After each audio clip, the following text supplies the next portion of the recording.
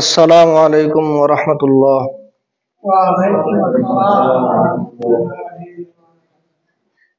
আলহামদুলিল্লাহ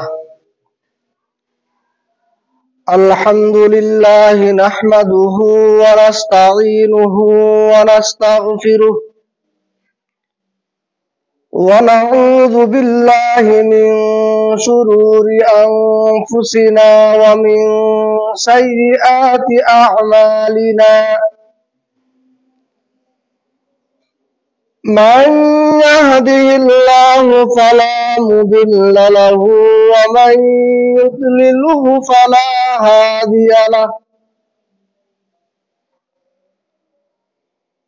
ونشهد أن لا إله إلا الله وحده لا شريك له، ونشهد أن محمدا عبده ورسوله أرسله الله بالحق بشيرا ونذيرا، وصلى الله تعالى على خير خلقه محمد وعلى آله وأصحابه أجمعين.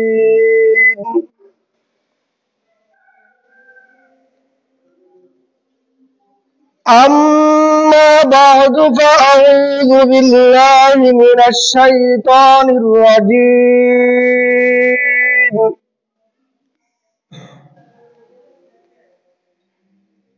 بسم الله الرحمن الرحيم.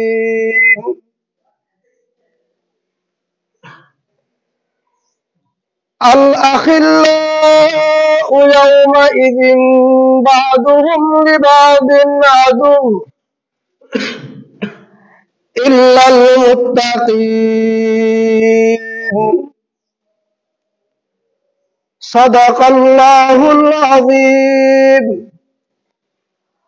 وصدق رسوله النبي الكريم،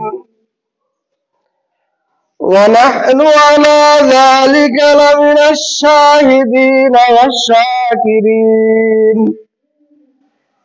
والحمد لله رب العالمين.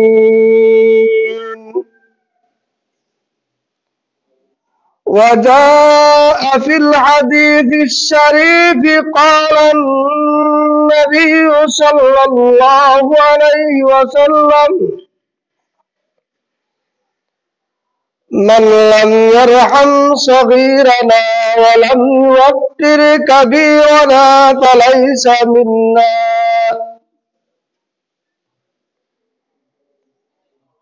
وعن أنس رضي الله تعالى عنه قال: إذا دخل رجب قال النبي صلى الله عليه وسلم: اللهم بارك لنا في رجب وشعبان وبلغنا رمضان، أو كما جاء في الحديث الشريف. আল্লাহ সুবহানাহু ওয়া তাআলার শাহী দরবারে অগণিত শুকরিয়া যে পরওয়ারদিগার আলম আজ পবিত্র জুমার দিনে আমাদেরকে আল্লাহর ঘর মসজিদের মেহমান হওয়ার তৌফিক দান করেছেন। রব্বে করিমের দরবারে শুকরিয়া আদায় করি, বলি আলহামদুলিল্লাহ।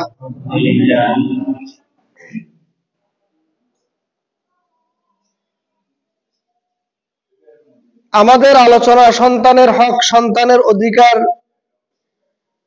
নিয়ে চলে আসছিল। আমরা সবাই চাই আমাদের সন্তানগুলো যেন আমাদের অনুগত হয়, আমাদের কথা অনুযায়ী চলে। যেন তারা নম্রতা, ভদ্রতা, শিষ্টাচারিতা সহ যত ভালো গুণ আছে, সদ্গুণ আছে, সব গুণে যেন তারা গুণান্বিত হয়। আমরা সকল পিতামাতারা, সকল অভিভাবকরাই তা কামনা করি, কিন্তু তা হয়ে ওঠে না। হয় না ওঠার কারণ কি? এই বিষয়টি নিয়েই আজকে আমাদের আলোচনা। আল্লাহ সুবহানাহু ওয়া তাআলা চাহে তো এই বিষয়কে সামনে রেখেই আজকে কিছু আলোচনা পেশ করব ইনশাআল্লাহ তাআলা।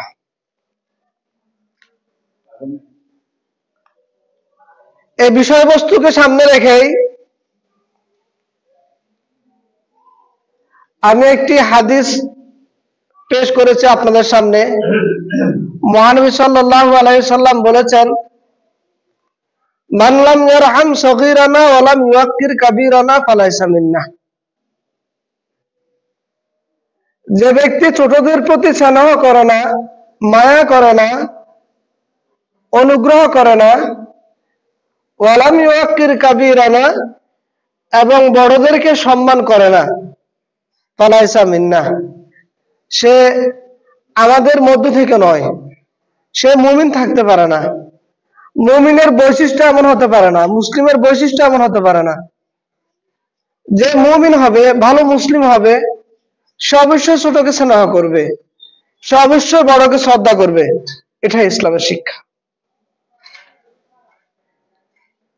তো এখন আমরা দেখতে পাচ্ছি এখানে মহানবী সাল্লাল্লাহু আলাইহি সাল্লাম প্রথমে বলেছেন, বড়দেরকে যেন বড়দেরকে বলেছেন যেন ছোটদেরকে স্নেহ করে, ছোটদের প্রতি যেন দয়ালু হয়, অনুগ্রহশীল হয়। এরপর বলতেছে যারা ছোট তারা যেন বড়দের প্রতি শ্রদ্ধাশীল হয়। বড় যখন ছোটকে স্নেহ করবে, মায়া মমতা করবে, অনুগ্রহ করবে, আদর যত্ন করবে, তখন ছোট বড়দেরকে শ্রদ্ধা করবে, সম্মান করবে, বড় হিসেবে মর্যাদা দিবে। ছোটর অধিকার যদি না পায়, স্নেহ, মায়া, মমতা, ভালোবাসা যদি সে না পায়, তাহলে সে বড়কে সম্মান করবে না, শ্রদ্ধা করবে না, মর্যাদা দিবে না। কারণ সে মর্যাদা শিক্ষা পায় নাই তো, শ্রদ্ধা করার শিক্ষা পায় নাই তো, সম্মান করার শিক্ষা পায় নাই তো। এখন দেখা যায় অধিকাংশ ফ্যামিলিতেই, শতকরা 95% হবে, এর চেয়ে বেশি হবে, বাবার অভিযোগ ছেলে মেয়েরা কথা শুনে না, স্ত্রী স্বামীর অনুগত নয়। আবার ছেলে মেয়েদের অভিযোগ বাবা ছেলে মেয়েদের হক যথাযথ পালন করে না। স্ত্রীর অভিযোগ যেভাবে যত্ন নেওয়ার দরকার ছিল ওইভাবে যত্ন নেয় না। প্রত্যেকেরই অভিযোগ আছে। ছেলে মেয়েরা করে পিতামাতার ব্যাপারে অভিযোগ, পিতামাতা করে ছেলে মেয়ের ব্যাপারে অভিযোগ, স্বামী করে স্ত্রীর ব্যাপারে অভিযোগ, স্ত্রী করে স্বামীর ব্যাপারে অভিযোগ। অধিকাংশ ফ্যামিলিতে এটা হয়তো কেউ কারো কাছে প্রকাশ করে, কেউ প্রকাশ করে না, কিন্তু হৃদয়ের মধ্যে তার একটি খুব লালন করে বড় হয়। তো কেন আজ আমাদের পারিবারিক অবস্থা, সামাজিক অবস্থা এমন হয়ে যাচ্ছে? এজন্যই আল্লাহ সুবহানাহু ওয়া তাআলা বলেছেন, তোমাদের ছোট ছোট ছেলে মেয়েদেরকে তারা যখন বড় হবে তাদেরকে তখন থেকেই সুশিক্ষায় শিক্ষিত করে গড়ে তুলতে হবে। এখন আমরা মনে করি শিক্ষার সময় বোধহয় প্রতিষ্ঠান থেকে শুরু হয়, প্রতিষ্ঠানে ভর্তি করে দিলে তারপর প্রতিষ্ঠান থেকে আদব কায়দা, নিয়ম নীতি, নম্রতা, ভদ্রতা যা আছে সবকিছু শিখবে। এর আগে পিতামাতার কিছু শেখানোর প্রয়োজন নেই। আবার প্রতিষ্ঠানে ভর্তি করে দেওয়ার পরে বলে যাই হোক বাচ্চাকে এখন প্রতিষ্ঠানে ভর্তি করিয়েছি, চাই স্কুল হোক চাই মাদ্রাসা হোক, সেখানে তাকে নম্রতা ভদ্রতা সব শিখিয়ে দিবে। আমাদের আর কিছু করার নাই। আমার সন্তান, আমার ছেলে, আমার মেয়ে, ওরা তো লেখাপড়া করতেছে, পড়াশোনা করতেছে, ওরা একজন আদর্শ মানব হিসেবে গড়ে উঠবে। এ ধরনের একটা আত্মতৃপ্তিতে আমরা ভুগি। আসলে কি ছেলে মেয়ের শিক্ষা কি প্রতিষ্ঠান থেকে শুরু হয়? না। হাদিসে আছে, যখন শিশুরা প্রথম কথা বলতে শিখবে, একটু একটু কথা বলবে, তাদেরকে আল্লাহর নাম শিখানো, কালিমা শিখানো। এর অর্থ শিশুরা ছোটকাল থেকেই তাদেরকে আদব কায়দা, ঈমান, ইয়াকিন ধীরে ধীরে ধীরে ধীরে পর্যায়ক্রমে শিখিয়ে আনতে হবে। আর বর্তমান পাশ্চাত্য শিক্ষা ব্যবস্থা, আমাদের এই ভারত উপমহাদেশ 190 বছর পর্যন্ত ইংরেজরা শাসন করেছে। 190 বছর শাসন করতে গিয়ে তারা আমাদের ইসলামী তাহজিব, তামাদ্দুন, সভ্যতা, সংস্কৃতি যা ছিল সব কিছুকে দুলিয়ে মিশিয়ে দিয়ে তারা ইংরেজ সভ্যতা, ইংরেজ সংস্কৃতি, ইংরেজ কৃষ্টি কালচারকে আমাদের ছেলে মেয়েদের মনোমগজে, মনোমস্তিষ্কে ঢুকিয়ে দিয়েছে। চতুর্দিকে ফিতনা আর ফিতনা। প্রতিষ্ঠানে যে বইটি পড়ানো হয়, ওই বইটিও কোন নাস্তিকের লিখিত বই, কোন অমুসলিমের লিখিত কবিতা, ধর্মের প্রতি বিদ্বেষ পোষণ করে এমন কারো গদ্য, এমন কারো রচনা, এমন কারো গল্প, এগুলো পড়ে বড় হচ্ছে। আর আমরা ভাবছি আমাদের সন্তান শিক্ষা প্রতিষ্ঠানে তো দিয়ে আসছি, বাস আমার দায়িত্ব শেষ, সে সুশিক্ষায় শিক্ষিত হয়ে যাবে, সে একজন ধার্মিক সন্তান হিসেবে গড়ে উঠবে। আমাদের সন্তান যখন ছোট থেকে বড় হবে, তখন থেকে আমাদেরকে সন্তানের প্রতি যত্নশীল হতে হবে, তাকে নম্রতা, ভদ্রতা, শিষ্টাচারিতা ইত্যাদি শিখাইতে হবে। এজন্যই তো হাদিসে আছে, মহানবী সাল্লাল্লাহু আলাইহি সাল্লাম বলেছেন, সন্তানের বয়স যখন 7 বছর হয় তখনই তাকে নামাজের আদেশ করো। অথচ 7 বছর বয়সে নামাজ ফরজ হয় না। নামাজ ফরজ হবে প্রাপ্তবয়স্ক হলেই না। প্রাপ্তবয়স্ক হওয়ার আগে নামাজ কোত্থেকে ফরজ হবে, রোজা কোত্থেকে ফরজ হবে, হজ যাকাত কোত্থেকে ফরজ হবে? প্রাপ্তবয়স্ক হলেই তো ফরজ হবে। কিন্তু মহানবী সাল্লাল্লাহু আলাইহি সাল্লাম বলতেছেন, না, তোমার সন্তানের বয়স যখন 7 বছর, তখন থেকে তুমি তাকে নামাজের নির্দেশ দাও, আদেশ দাও। তখন থেকে যদি আদেশ দাও, নির্দেশ দাও, উৎসাহিত করো, তখন এই ছেলে সামনে নামাজ পড়তে উৎসাহিত হবে, উদ্বুদ্ধ হবে, নামাজের প্রতি সে আগ্রহী হবে, দাদার সাথে বাবার সাথে মসজিদে যাবে।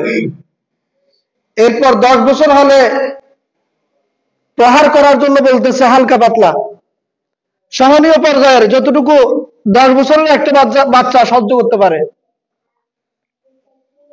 তো 10 বছর বয়সেও তো দেখা যায় কি হয় না, ছেলেদের উপর সাধারণত সালাত ফরজ হয় না, কিন্তু প্রহার করতে বলতেছে। অর্থাৎ ইসলাম এটাই শিখাচ্ছে,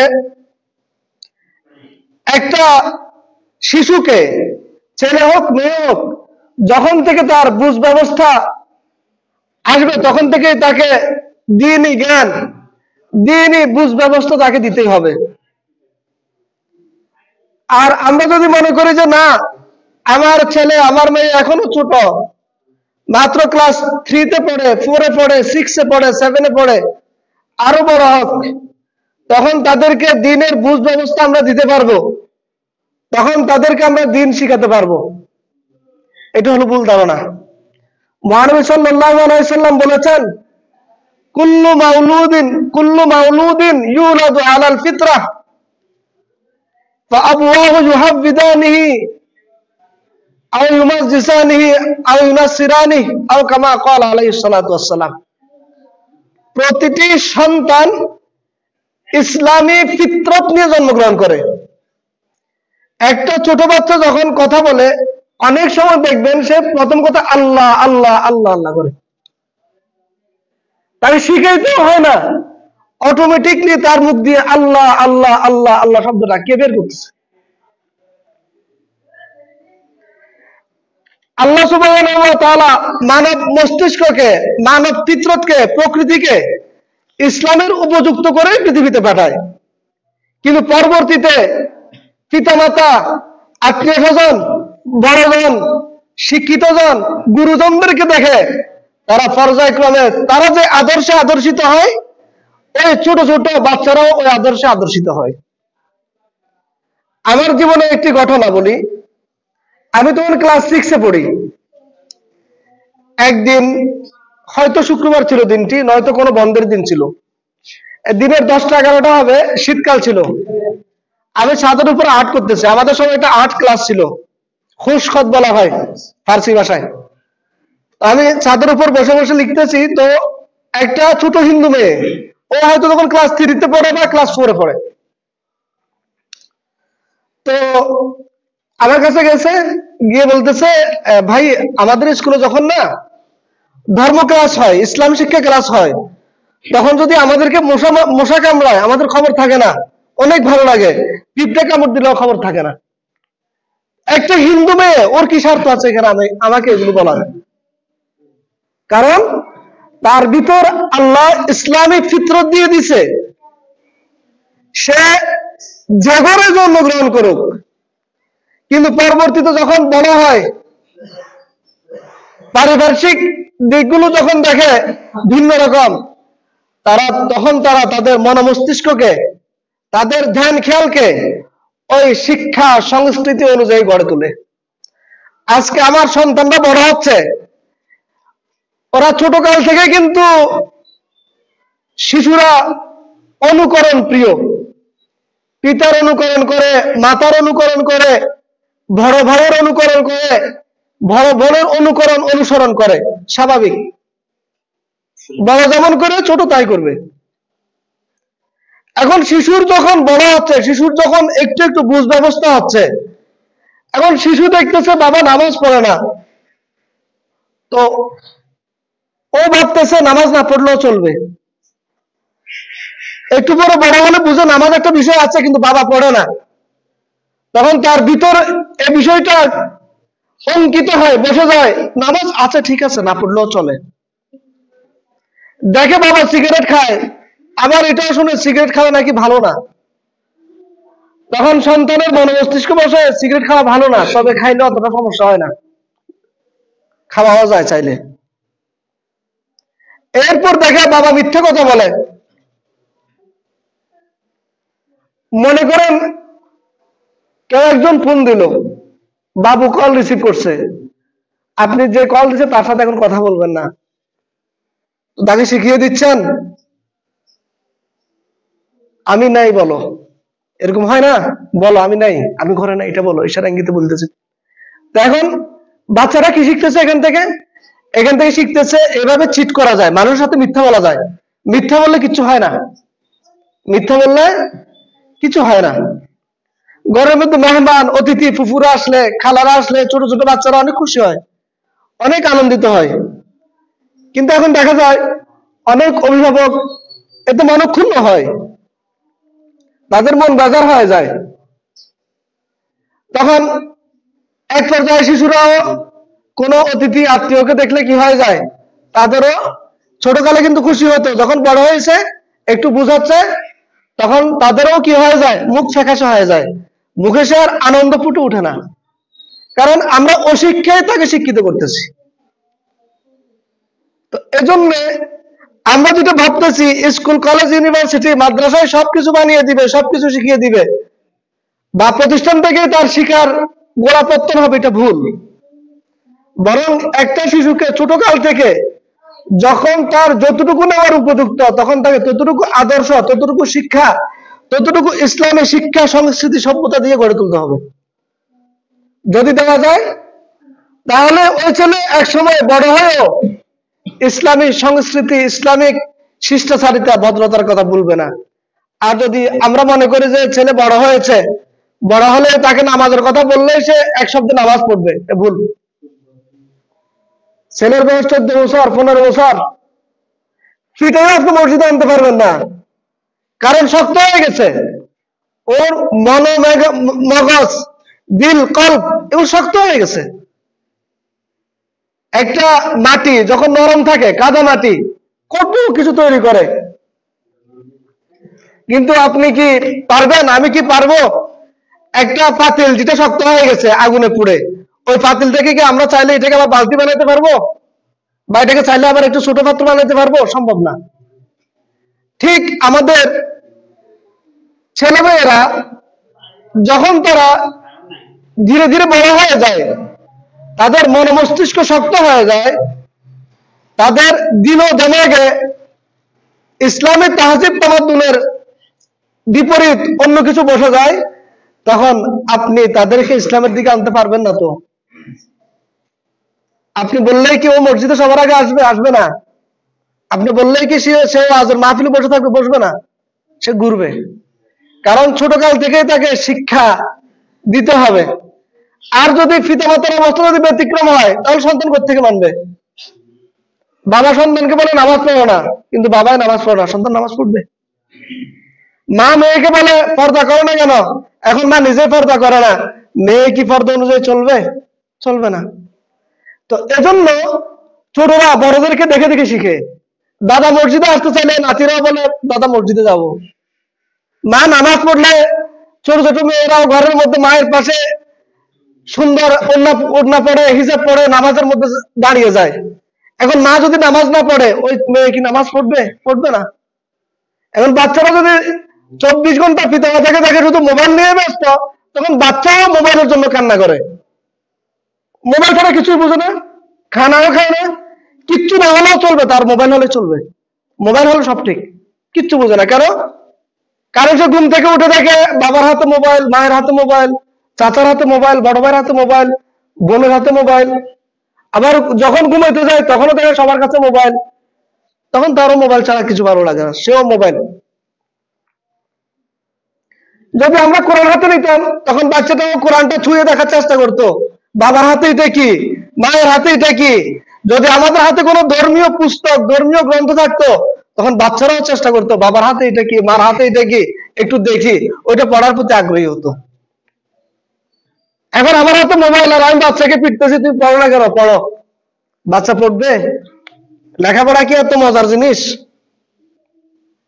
তো এজন্য আগে আমাদের বড়দেরকে সতর্ক সচেতন হতে হবে। ছোটদের সামনে কথা বলতে, চাল চলন, উঠক বৈঠক করতে অনেক সাবধানে চাল চলন, উঠক বৈঠক, কথাবার্তা বলতে হবে। আমরা অনেক সময় মনে করি বাচ্চা সে তো ছোট, সে কিছুই বুঝে না, কিন্তু না, এগুলো আমাদের ভুল ধারণা। হাল জমানার ছেলেরা অনেক পাকা, মেয়েরা অনেক পাকা। আমরা যে বয়সে যা কল্পনা করতাম না, এখন ছেলেমেয়েরা এগুলো বাস্তবায়ন করে দেখায়। একটা বইয়ের মধ্যে পড়ছিলাম আর কি, তো কৌতুকের মতোই করে রেখেছিল। ছোট ছেলে চাচাকে জিজ্ঞাসা করতেছে, আঙ্কেল আন্টি দেখি দিন দিন মোটা হয়ে যাচ্ছে, কারণ কি? তখন চাচা ভাতিজাকে বুঝ দেওয়ার জন্য বলতেছে, তোমার আন্টি কি খেয়েছে? পানি বেশি খেয়েছে, এই জন্য মোটা হয়ে যাচ্ছে। তো বাবু বলতেছে, পানি বেশি খেলে তো বাবু পানিতে ডুবে যাবে। কথা তো বুঝছেন? পানি বেশি খেলে তো বাবু মানে প্রেগনেন্ট আর কি। ছোট বাবু ও কিন্তু বুঝে, চাচা ওকে বুঝতে দেওয়ার জন্য কি বলতেছে, তোমার চাচি পানি বেশি খেয়েছে এজন্য মোটা হয়ে যাচ্ছে। তো ছোট বাচ্চা প্রতি উত্তরে কি বলতেছে, পানি বেশি খাইলে তো বাবু ডুবে যাবে। বুঝে আসছে? এটা হলো হাল দুনিয়া। এখন আমরা মনে করি যে আমাদের ছোটরা কিছু বুঝে না, না না না, ওরা সব কিছু বুঝে। আপনি কি বলতেছেন এটা বুঝে, আপনি কি দেখতেছেন এটা বুঝে, কার সাথে কথা বলেন এগুলো সবগুলো সে বুঝে। কিন্তু এটা অপরাধ কি অপরাধ না, অনেক ক্ষেত্রে সেটা তফাৎ করতে পারে না। কিন্তু একটা সময় হবে সেটা অপরাধ ছিল কি ছিল না, এটা সে তফাৎ করতে পারবে। এটা ন্যায় ছিল কি অন্যায় ছিল, এটা সে তফাৎ করতে পারবে। যখন সে তফাৎ করতে পারবে, যখন সে বুঝতে পারবে, তখন দুইটা সিচুয়েশন হবে তার। এক নম্বর সিচুয়েশন হবে সে ঘৃণা করবে বড় ভাইকে, যদি সে যদি কোনো অপরাধের সাথে জড়িত ছোটকালে দেখছিল, বড় ভাই মনে করছে আমার ছোট ভাই হয়তো বুঝে নাই, ছোট বোন হয়তো বুঝে নাই, বা বড় বোনকে দেখেছে কোনো অপরাধের সাথে, বা অন্য কাউকে দেখেছে, কিন্তু মনে করছে ও বুঝতেছে না, কিন্তু ওর মেমোরিতে এটা গেঁথে যাচ্ছে। বড় হওয়ার পর তার মনে এটা কিরে আমার ভাই এই কাজটা করছিল, এটা তো অপরাধ। ওর মনে কিন্তু স্মৃতিটা আছে। ছোটদের মেমোরি অনেক শার্প হয়, স্মৃতিতে কিন্তু এটা অঙ্কিত আছে।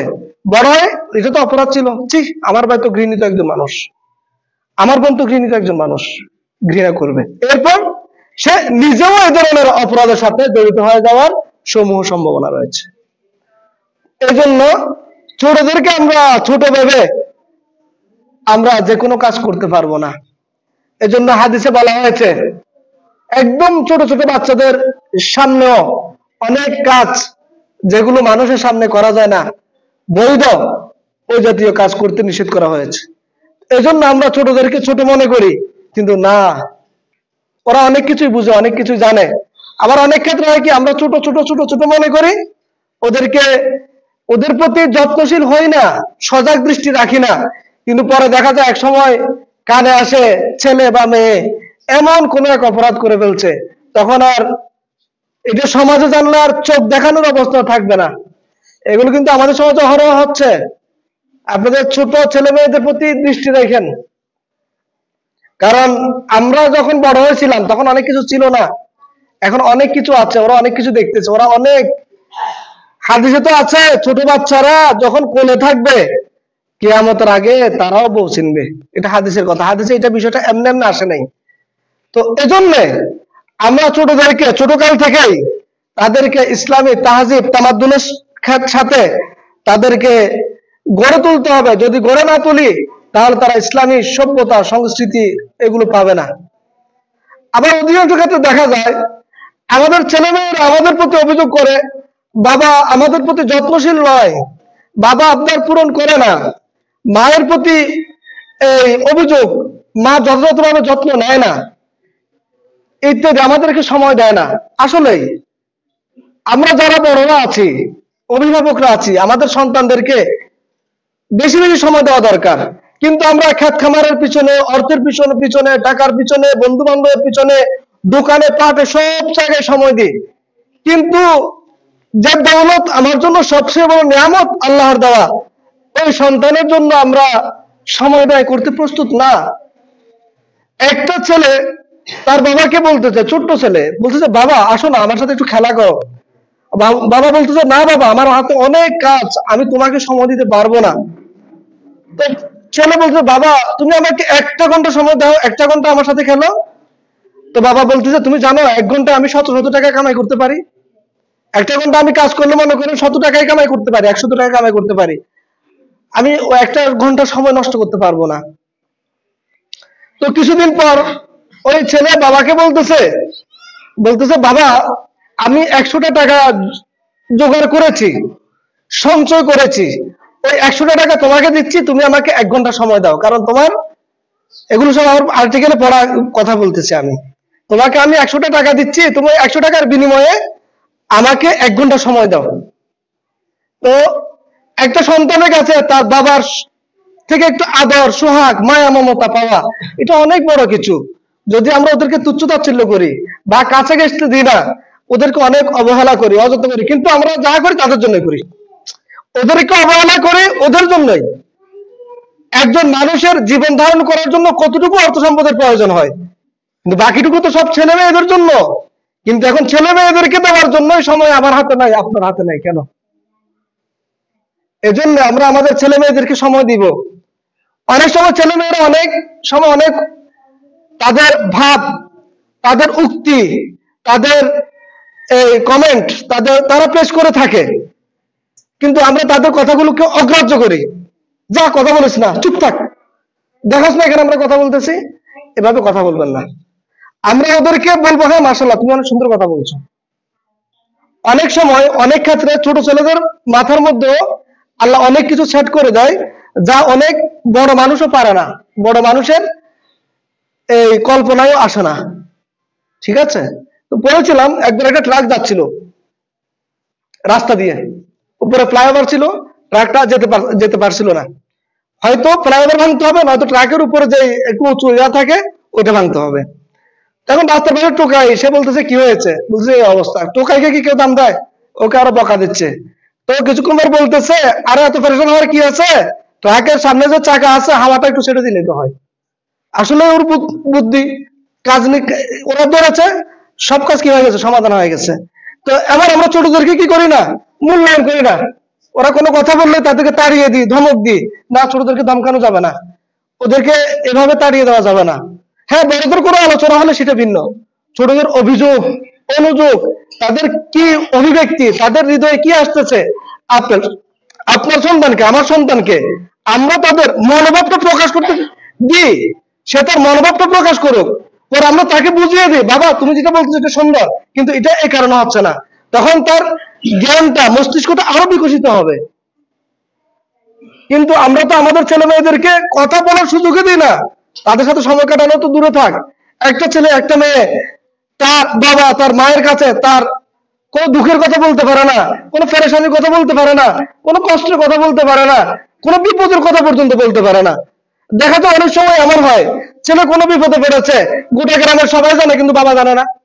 শুনতে শুনতে শুনতে শুনতে 10 কানে হয়, তারপর বাবার কানে আসে ছেলে এ রোগে আক্রান্ত, ছেলের এই সমস্যা, মেয়ের ওই সমস্যা। কেন? একজন সন্তান কেন তার বাবাকে বন্ধু হিসেবে গ্রহণ করতে পারে না, মেয়ে কেন তার মাকে আপন হিসেবে মেনে নিতে পারে না? এই জন্যই তারা কি করে, অভিযোগ করে আমাদের বাবা আমাদের মারা আমাদের যত্ন নেয় না, খেয়াল রাখে না। ওদেরকে সাহস দিতে হবে, ওদেরকে ওদের কথা বলার অধিকার দিতে হবে, ওদের কথা বলার যত্ন নিতে হবে। মানুষের চাহিদার শেষ নাই, আমাদের চাহিদা অসীম, কিন্তু আমাদের যে অর্থ, যে যোগান, এগুলো সব সীমিত। এই সীমিত অর্থ সম্পদ দিয়ে আমাদের অসীমিত চাহিদা, অসীমিত ইচ্ছা, অসীমিত আশা আকাঙ্ক্ষা পূরণ করা সম্ভব নয়। তো অনেক ক্ষেত্রে দেখা যায় ছেলে মেয়েরা আমাদের কাছে অনেক কিছু আবদার করে, আমরা কিছুতেই কিছু পারি না। তো আমরা অনেক সময় কি করি, ওদেরকে বলি তোর জন্য এত টাকা খরচ করতেছি, সব তো তোকে দিয়ে দিচ্ছি, তারপরে হচ্ছে না, এই জাতীয় কথা বলি। না, আমরা যদি কথাটাকে একটু ভিন্ন করে বলি, বাবা তোমাকে আরো দেওয়ার প্রয়োজন ছিল কিন্তু আব্বুর কাছে তো নাই, বাবা দিতে পারছি না, তুমি দোয়া করো আল্লাহ দিলে আরো দিব। তখন ছেলে বুঝ পেয়ে যাবে, ছেলের মনে কোনো অভিযোগ থাকবে না, ও কখনো অভিযোগ করতে পারবে না। ওর অভিযোগ থাকলেও, কষ্ট থাকলেও এটা সে কি করবে, নিজে মনে বুঝে নিবে, এবং পিতা মাতার প্রতি তার শ্রদ্ধা, তার ভালোবাসা বহু গুণে বেড়ে যাবে। এই জন্য আমরা শিশু কিশোরদেরকে মূল্যায়ন করতে শিখি। প্রত্যেকটা ফ্যামিলির মধ্যে, পরিবারের মধ্যে সাপ্তাহিক, মাসিক, অন্তত বছরে একটা মিটিং হওয়া দরকার। প্রত্যেকটা পরিবার একটা পার্লামেন্টের মতো, ওইখানে আলোচনা হবে আমরা আগামী 1 মাসে কি কি করতে চাচ্ছি, আগামী 1 বছরে আমাদের টার্গেট কি, আমাদের কোন খাতে কত টাকা ব্যয় হবে, কোন খাতে কত আয় হবে, তারপর কোন ছেলের পিছনে কত টাকা ইনভেস্ট করা হবে, সবার সাথে মিলে, তারপর সবার সুখ দুঃখ, সুবিধা অসুবিধা, ছেলেমেয়েরা সবাই সবার অভিব্যক্তি প্রকাশ করবে। ছেলেরা এখান থেকে অনেক কিছু শিখবে। সংসারের অভাব থাকলেও সে আর অভাবকে অভাব হিসেবে নেবে না, তখন তার কাছে কষ্ট লাগবে না। কিন্তু আমরা আমাদের ছেলে মেয়েদেরকে অবহেলা, অযত্নই কি করি, বড় করি। এর জন্য শুধু অভিযোগ আর অভিযোগ, কারো অভিযোগ কারো ক্ষেত্রে কম নয়। এজন্য আমরা বড়রা ছোটদেরকে আগে আপন করতে শিখি, দেখবেন ছোটরা আমাদের প্রতি শ্রদ্ধাশীল হবে, তারা আমাদের প্রতি মর্যাদাবান হবে, আমাদেরকে মর্যাদা দিবে, তারা তারা আমাদের অনুসরণ, অনুগত্য করবে। তাদেরকে মুখে বলতে হবে না, ইশারা করলেই, আঙ্গুলের ইশারাতে জান দেওয়ার জন্য কি হয়ে যাবে, প্রস্তুত হয়ে যাবে সন্তান। কিন্তু আমরা দেখি এখনের ছেলেমেয়েরা সমাজের সবার কথা শোনার জন্য প্রস্তুত, কিন্তু বাবার কথা শুনবে না। মেয়েরা যাই বলে সবার কথা শুনতে প্রস্তুত, কিন্তু মায়ের কথা শুনবে না। কেন এত বিরক্ত, কেন? এটা একদিনে জন্মা নেই, তার হৃদয়ের ক্ষোভগুলো একদিনে জন্মা নেই, একদিনের সৃষ্টি হয় না এত ক্ষোভ, এত কষ্ট। এজন্য আল্লাহ সুবহানাহু ওয়া তাআলা আমাদেরকে, আমাদের ছেলে মেয়েদেরকে, নাতি নাতনিদেরকে, ছোট ভাই বোনদেরকে যথাযথভাবে লালন পালন করে সুশিক্ষায় শিক্ষিত করে গড়ে তোলার তৌফিক দান করুন। আমরা যারা সুন্নত পড়ি নেই, সুন্নত